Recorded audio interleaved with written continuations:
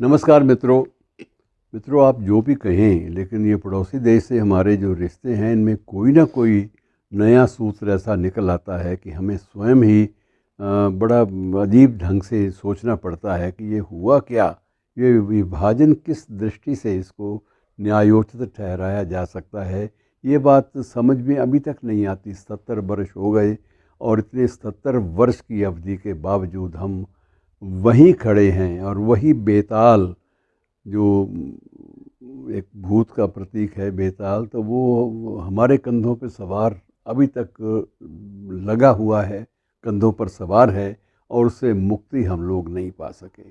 मैं आज जिस घटना के माध्यम से इस विभाजन के बेताल का जिक्र कर रहा हूँ, इसको कुछ लोग बेताल भी बोलते हैं, कुछ लोग बेताल भी बोलते हैं, और वो घटनाक्रम है पंजाब विश्वविद्यालय के बारे में।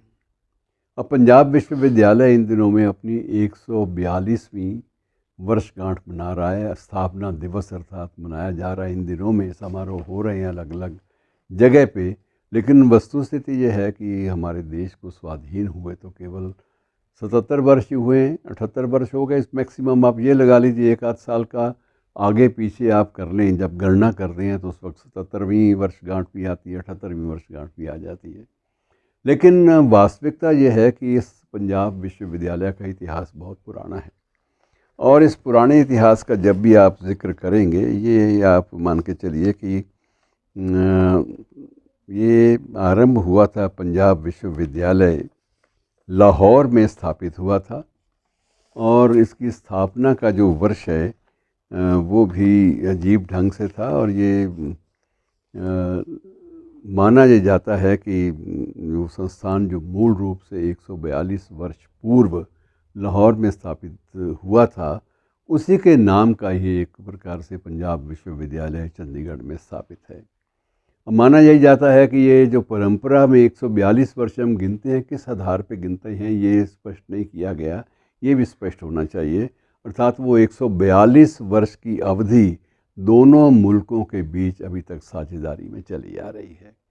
समारोह सिर्फ यहाँ नहीं हो रहे, समारोह पंजाब विश्वविद्यालय लाहौर में भी हो रहे हैं और वहाँ भी इसी बात की जश्न मनाए जा रहे हैं। सेमिनार हो रहे हैं कि 142 वर्ष पुरानी संस्था और ये अपनी स्थापना दिवस को इस तरह से याद करती है। वहाँ भी इसी तरह के भाषण, परंपराओं की बातें, जो ट्रेडिशंस वहाँ स्थापित हुई, वो उन सब का जिक्र होता है। और सबसे बड़ी एक दिलचस्प बात मित्रों, संयोग भी कह सकते हैं और जानबूझकर की गई बात भी कह सकते हैं कि सार्थक रूप से एक किसी भी खबर को एक स्वरूप देना हो तो स्वरूप ये है कि पंजाब विश्वविद्यालय लाहौर भी 550 एकड़ में फैला हुआ है और पंजाब विश्वविद्यालय जो चंडीगढ़ है ये भी 550 एकड़ में फैला हुआ है। अर्थात इसमें कोई भी बदलाव नहीं लाया गया। और बड़ी दिलचस्प कहानी ये है कि जब 1947 में जब ये देश विभाजित हुआ, हमारा देश, तो ये पंजाब विश्वविद्यालय लाहौर तो वहाँ से आ नहीं सकता था। उसका नाम ही ऐसा है क्योंकि वो तो स्थापना उसकी वहीं पर हुई है। और उसकी स्थापना के लिए अब ये चीज़ जो बाउंड्री कमीशन था, सीमांकन आयोग था, उसके सामने रखा गया। अब क्या करें, इस यूनिवर्सिटी को हम कैसे अपने साथ जोड़े रखें। तो और ये माना यह गया कि जो भारतीय भाग जो बंटवारे में आया था, उसको यहाँ से जो प्रशासनिक फाइलें थी, वो और चीज़ें थी, सारी की सारी प्रशासनिक ढांचा, एडमिनिस्ट्रेटिव ढांचा, वो लाहौर से सीधा सोलन में स्थापित कर दिया गया। वहाँ सोलन के एक सैनिक क्षेत्र अर्थात कैंटोनमेंट क्षेत्र में इसकी पहली स्थापना भारतीय पंजाब यूनिवर्सिटी की हुई और उस वक्त इसका नाम भी थोड़ा सा बदल कर ईस्ट पंजाब विश्वविद्यालय, ईस्ट पंजाब यूनिवर्सिटी रखा गया ताकि थोड़ा सा अंतर भी नज़र आए। लेकिन ट्रेडिशन से कटने की बात नहीं थी, परंपरा से कटने की बात नहीं थी। और उसके बाद मित्रों 1942 में 1947 में यहाँ पर आया और जब सीमांकन आयोग के सामने रखा गया प्रस्ताव कि इसको मंजूरी औपचारिक रूप से दे दी जाए, तो सीमांकन आयोग ने एक आपत्ति उठा दी। आपत्ति ये थी कि जिस शहर में इतनी बड़ी यूनिवर्सिटी के लिए कोई डिपार्टमेंटल व्यवस्था ना हो, कोई विभाग ना हो, कोई टीचिंग के फैसिलिटीज़ ना हो, वहाँ पर ये स्थापित कैसे हो सकती है। तो पहले एक टीचिंग इंस्टीट्यूशन है और उसमें अगर टीचिंग के लिए व्यवस्थाएं नहीं हैं तो आप किस रूप में उसी यूनिवर्सिटी को आप अपने साथ चिपकाए रहना चाहते हैं, ये बात समझ में नहीं आती।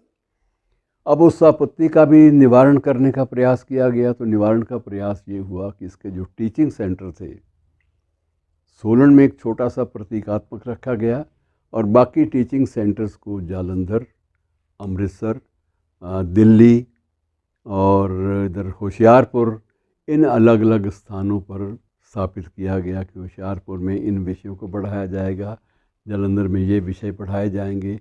अर्थात इसके रीजनल सेंटर 6 या 7 बना दिए गए, जहाँ अलग अलग डिपार्टमेंट्स का जो टीचिंग का था मामला वो वहाँ कर दिया गया और प्रशासनिक कंट्रोल, एडमिनिस्ट्रेटिव कंट्रोल सारा सोलन के हवाले कर दिया गया। अब ये बड़ी विचित्र सी बात है मित्रों, बहरहाल जो है वो इतिहास का हिस्सा है। और जब इस तरह से नई एक व्यवस्था सामने आई विकल्प के रूप में, तब इसका नाम पंजाब विश्वविद्यालय, ईस्ट पंजाब हटा दिया गया और केवल पंजाब विश्वविद्यालय ही रखा गया। अब सवाल ये भी था कि पंजाब विश्वविद्यालय चंडीगढ़ और पंजाब विश्वविद्यालय सोलन, ये तो कोई बात बनती नहीं है। तो चंडीगढ़ में इसकी जब स्थापना का निर्णय हुआ तो वही ली कार्बूजिए और जॉन पियरे, दो ही बहुत बड़े जो वास्तुविद थे अपने समय के, जिन्होंने चंडीगढ़ की परिकल्पना को मूर्त रूप दिया, ये भी उन्हीं के सुपुर्द किया गया कि ये भाषा का भी आप, ये जो ज्ञान का जो केंद्र है, इसका भी आप जिम्मा संभालिए और इसको गरिमा प्रदान करने के लिए एक नया चित्र आप बनाइए। और इस तरह से मित्रों विधिवत 1956 में जाके ये तय हो सका कि यहाँ बुनियाद रखी जाए। और अब ये क्षेत्र भी, पंजाब विश्वविद्यालय का वर्तमान क्षेत्र भी बहुत फैला हुआ है, 550 एकड़ में फैला हुआ है। और ये 2 सेक्टरों में, एक सेक्टर में दक्षिणी भाग भी है, वो सेक्टर 25 में है, लेकिन वो छोटा सा इंजीनियरिंग वाला विभाग है जो वहाँ पर डिपार्टमेंट चला गया। बाकी सारे के सारे डिपार्टमेंट मुख्य परिसर में आ गए। मुख्य परिसर के बहुत सारे आकर्षण भी हैं, बहुत सारे, और आकर्षण ये हैं इसमें सबसे बड़ी बात कि इसमें कुल 42 छात्रावास हैं। 42 छात्रावासों में आधे से ज़्यादा छात्रावास वो छात्राओं के लिए हैं और शेष छात्रों के लिए हैं। तो अलग अलग डिवीज़न है। और बाद में तो हर जो छात्रावास थे इनके नामकरण भी, किसी का लक्ष्मीबाई हॉस्टल, किसी का कुछ हॉस्टल, इस तरह से अलग अलग, महाराणा प्रताप हॉस्टल, ये अलग अलग जो है अपने वीरों, वीरांगनाओं और इतिहास पुरुषों के नाम पे हमने रख दिए। तो मित्रों एक लंबा सिलसिला है जिसके बाद ये एक गरिमापूर्ण विश्वविद्यालय अस्तित्व में आया है। लेकिन अब भी उसका जो स्थापना दिवस है वो अभी तक उस क्षेत्र से जुड़ा हुआ है जो क्षेत्र हमारा हिस्सा नहीं है।